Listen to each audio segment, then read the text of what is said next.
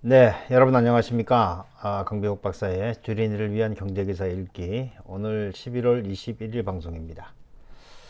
자, 지난 목요일에 방송을 하면서 일단 시장에 변화가 생겼다 이런 말씀을 드렸어요.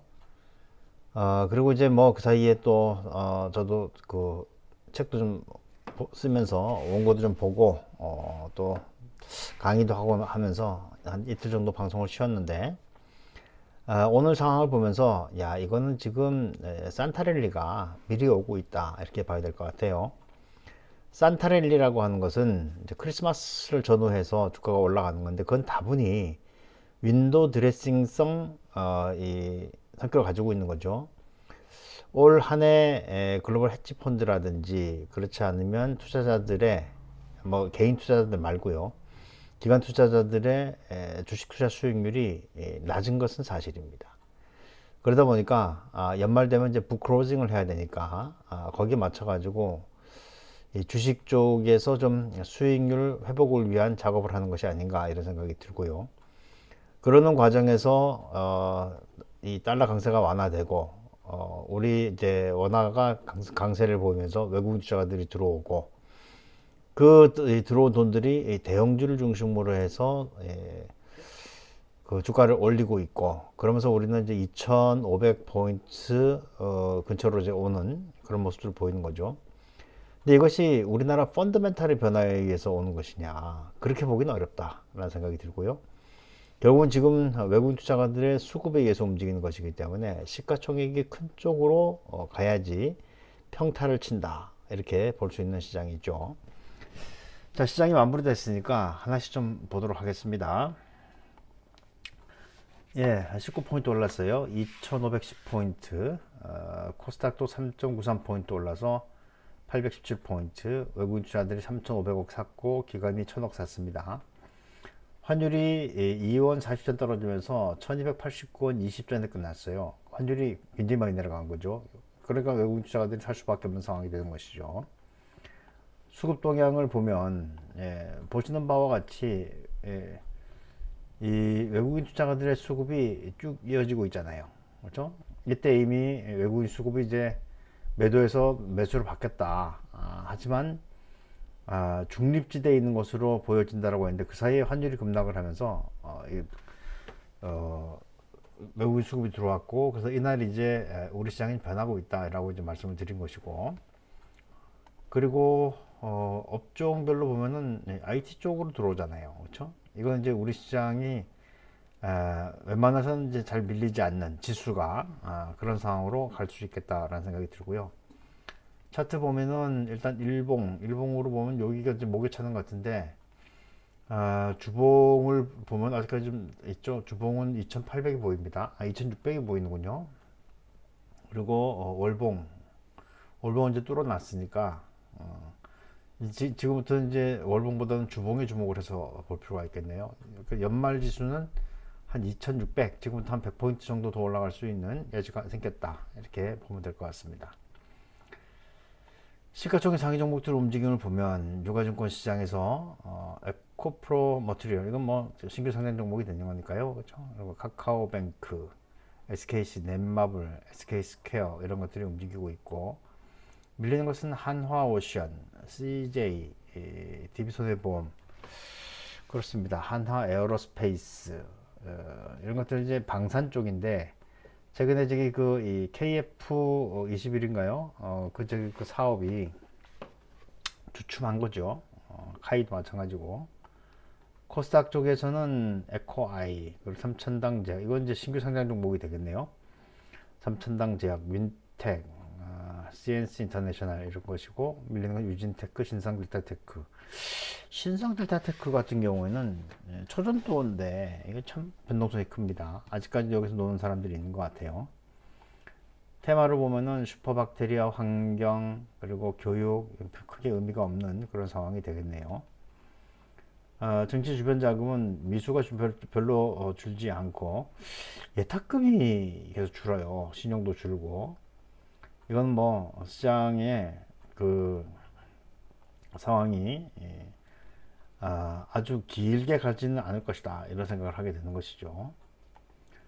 자, 그리고 달러 인덱스가 내려가는 이게 이제 우리 그 시장이 올라가는 원인이 되는 거죠.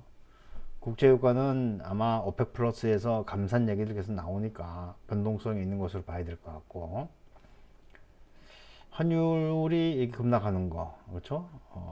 그렇습니다. 그리고 국내 금리는 뭐 하도 저기 그 횡재세 이렇게 이야기하니까 뭐 내려갈 수밖에 없는 그런 상황이 되겠죠.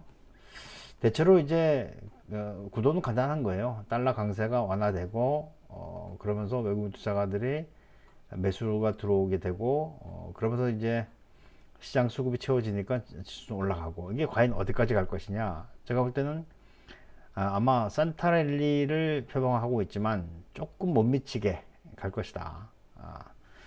그렇게 봐야 되는 거죠.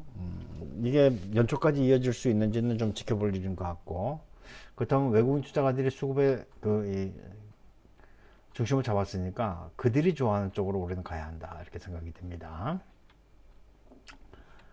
자, 뭐 몇 가지 좀 보죠. 물량 던지던 외국인 대형 반도체주만 싹쓸이 2조 4천억 남았다.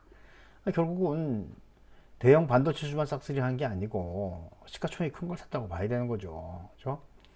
지난달까지 다섯 달 연속 코스피 시장에서 주식을 팔아치운 외국인이 11월 들어서 크게 매수하고 있다. 다만 외국인의 픽은 사실상 삼성전자를 앞세운 반도체 1세기라 한국 증시 전반에 대한 투자 심리가 완화했다고 보기는 어렵다. 그래서 매도세가 그쳤다는 점, 또 한국 증시를 대표하는 업종을 들여다보고 싶다는 점은 시장 분위기를 바꾸고 있다.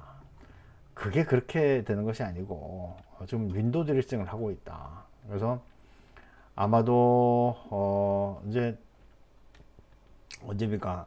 이번 주 금요일이 저거잖아요. 블랙 프라이데이잖아요. 그렇죠?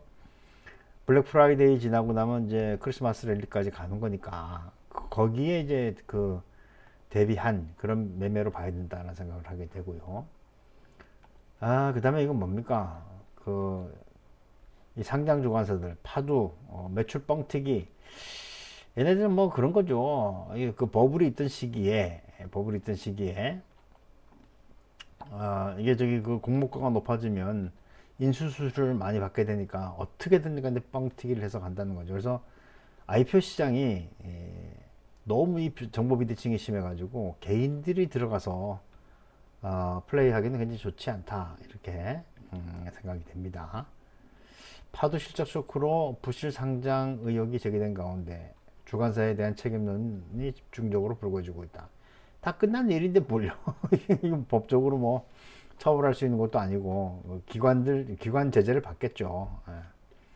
최근 2년간 5개의 기술 상장을 주관했는데 이 중에 대부분이 실적 추정치와 실제 실적 간의 괴리가 나타났다. 그래요. 그럼 누가 맞출 수가 있겠습니까? 그 개인 투자자들이 똑똑해야 되고, 처음에 할 때 감독기관에서 왜 감독을 안 했는지 모르겠네. 그렇죠? 네. 자, 그리고 이제 우리 경제가 안고 있는 가장 큰 암초죠. 꺾이지 않는 가계비 1900조 육박. 이건 이제 가계비만 있는 것이고, 자영업자라든지 이런 것까지 합치면 3천억이 넘어간다는 거 아니겠습니까? 원인은 주담대, 주식담보대출이고요. 잔액이 역대 최대다. 근데 사실은 주담대 같은 경우에는 그 밑에 그 주택이라고 하는 것이 담보가 되어 있잖아요. 그죠? 그런데 저기 이 문제는 자영업자 대출 같은 경우에는 그런 게 없단 말이에요. 신용대출. 그래서 주담대가 부담이 되고는 있어요. 그리고 이거는 이제 소비를 줄이는 그런 부분들이 생길 수가 있는데, 실제로 경제를 크게 흔들 수 있는 것은 아마도 자영업자 대출이 되지 않겠나 이렇게 생각이 듭니다. 아무튼 부채 문제는 올해도 그렇고 내년도 그렇고 계속해서 우리 경제의 발목을 잡을 가능성이 크다. 그래서 이런 것들이 해결되지 않는 이상 소비가 불안해지면 기업의 실적이 나빠지고, 그렇다면 주가가 올라갈 이유가 없는 것이죠. 그래서 실적이 좋아지는 쪽으로 선택과 집중, 아마 거기에는 수출이 아마 그 밑에 있을 것이다, 이렇게 생각이 됩니다. 그래서 큰 그림을 그려가면서 접근하시기 바라겠고요. 아마 이 시장은 연말까지는 쉽게 죽지 않을 것이다. 그래서 그때 여러분들이 좀 저기 이 수익을 좀 뭐 손실을 줄이고 수익을 좀 내고 하는 그런 시기가 되기를 희망해 보겠습니다. 자, 오늘 마치도록 하죠. 고맙습니다.